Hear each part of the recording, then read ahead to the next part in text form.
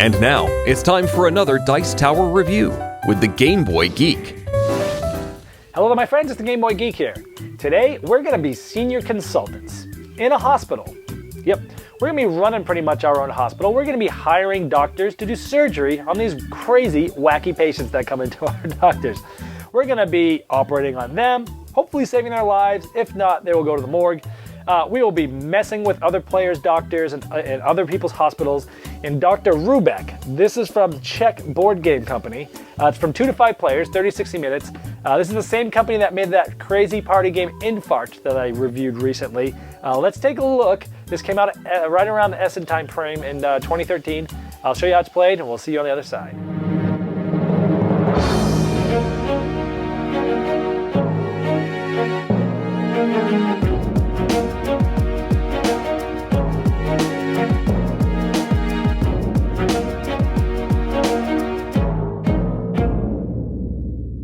At the beginning of Dr. Hrubec, everyone gets to pick essentially their little hospital and their senior consultant, which you are for the game. This guy, Irving, really cool, looks like a witch doctor, and his hospital literally looks like a witch doctor plant. You have 4 little rooms that the doctor offices are in. Here's where the patient would be. Really cool artwork on these things. Some of the other ones is Mondelev. So look at this guy. Look, another cool, pretty cool artwork there. Look at this guy, Esther. Looks really nice. Interesting artwork. Very cool looking. This guy, he just looks really funny. The yin and the yang guy. And then we got this guy here, Zvak, who has more of a normal looking hospital. And then we have this guy's my favorite, who's like the techno weenie. He's like the tech guy. He's got the laptop. Oh, it's Julia Watt. It's a her. And we have all the keyboards and all the wires and all the tech stuff. Really cool looking. So everyone gets to pick their own senior consultant and their hospital. The game's very simple. We're going to be hiring doctors, up to 4 of them, to be in our hospital to be doing surgery on sick patients. And there's 4 different types of areas that our doctors can be good or bad at.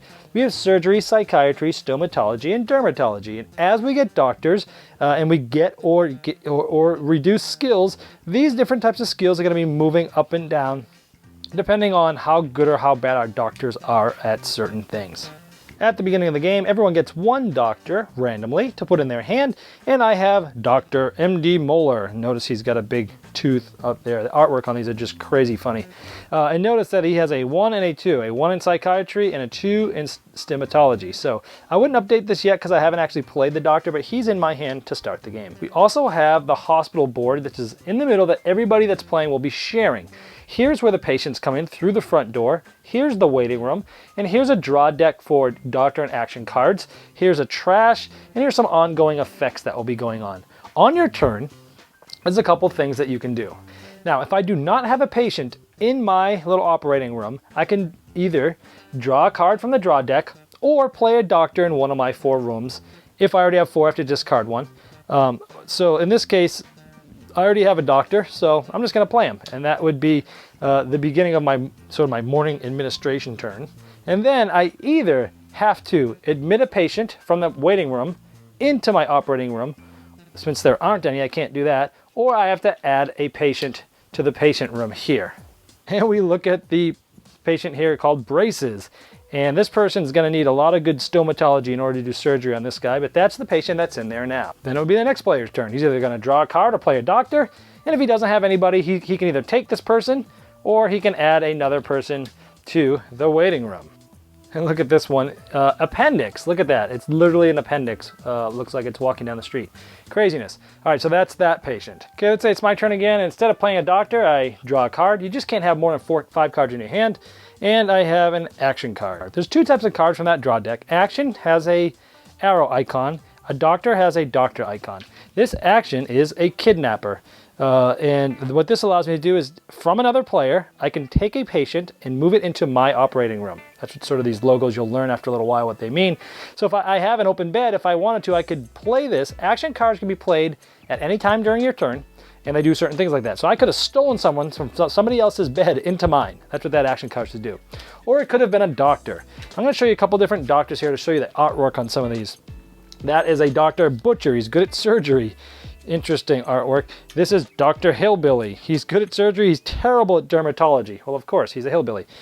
Dr. Payne with a chainsaw. Look at that. He's good at surgery. He's great at stomatology. He's terrible at psychiatry, of course. We have Dr. Incognito. You know, he's bad at dermatology. Of course, he has no skin there. Now, I will admit that a lot of this artwork is very cute and interesting. However, there is a lot of adult artwork in this game. I would not recommend playing this game with kids under 17. This is really an adult party game because it does have some artwork that you would not want children seeing. There's a warning for that. In that case, I had drawn a card, but let's say instead I didn't watch it, I could have played a doctor. Let's say I had played a second doctor here, Dr. Hillbilly. Now, I adjust as this comes up because I had this doctor before. I was up 1 on psychiatry and I was up 2 on stomatology. This guy lets me go up 2 in surgery, but I have to go -1. So every time you add or subtract a doctor, you change what this is. Now, let's also say I had a patient in my room. Okay, I had brought the patient in my room and then I had to wait for my next turn. And then on my turn, I'm going to have to operate because anytime you start a turn with a patient in your room, you have to operate. Pretty much what you have to do right at the beginning of your turn. Now, this person needs an expertise of 4 in stomatology in order to help this person. If I can do that, I will save this patient and get 3 points. If I don't, this patient will die and I will lose 2 points. So how do I get 4 points of stomatology? Well, look at my board here. I'm already up to 2 and I only need 2 more to reach 4. So I take a die, I roll it, and I got a 2. So boom, I saved him. If I had gotten 1, he would have died. So in this case, this person would have successfully have been surgeried. He's good, and he goes under my board on this side with just the points sort of showing. If he had died, he would have gone on the other side, which is the morgue. Now, as the game runs, that's pretty simple. That's how it goes. You either pull a card or play a doctor, and then you either take a patient in, or you add a patient. If you already have a patient on your bench, you have to do the operate and you roll. That's pretty much it, the whole game. A lot of the game really is in getting the right doctors for the right patients. Also, a lot of it is in the action cards and the different special abilities you have. So let's look at a bunch of those. Let's look at some of these action cards. Lunch break. This allows you to take a patient from you and put them back in the waiting room. Sometimes you might need to do that if one of your doctors got lost. A bribe. This allows somebody else. You take somebody else's doctor and you move them into your place. Essentially, you're stealing someone else's doctor. This, anytime you see this icon, it's an ongoing effect, which goes into the ongoing effect section on the board that I showed you earlier. And until a different card is played on top of this, anytime somebody rolls a 1, 2, or 3, it's a 0. Anytime somebody rolls a 4, 5, or 6, it's a 6. Ooh, that makes it really different to try to help these people out. We have blackout, which essentially everybody takes their patient and passes it to the right. Ooh, pretty interesting. And we have resurrection. So you get to take a dead person from your morgue and put it back on the operating table. Pretty interesting. There's also doctors with special abilities. The lawyer. In an unsuccessful operation, you take your doctor, this guy, and the patient that died, and you put them into any neighbor's morgue. He gets to put the doctor where he wants, but the patient goes into the other player's morgue, and he loses points, not you. The butcher. If you are unsuccessful in operation and you had rolled a 1, you get to remove the patient instead of putting him in the morgue. This guy, if you have an unsuccessful operation, you get to draw a card. So some of the doctors have special abilities too. As the game goes on, we have these patient cards that are numbered number 1. And then they get to harder ones, which have a number 2 on them, harder to do operations. And then finally, there'll be a few of these with number 3s on them. And then after those get to the end, we'll have a hospital closing card. Once the hospital closing card goes into the waiting room, everybody has to operate one at a time right away without playing any additional cards on the people that are on their operating table. And then you count up your points. You take essentially the good cards that would be under here, minus the bad points here, and the one who has the most points is the winner. Let's take a look at some of these patients. We have one body, no head. Some of these actually have special abilities as well. We have a geek.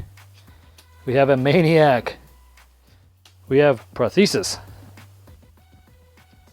We have constipation. We have tartar.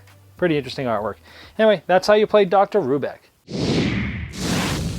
All right, Dr. Hrubec. It says party game on the front. And again, just like my Infarct review, I will say I would call this a European style party game.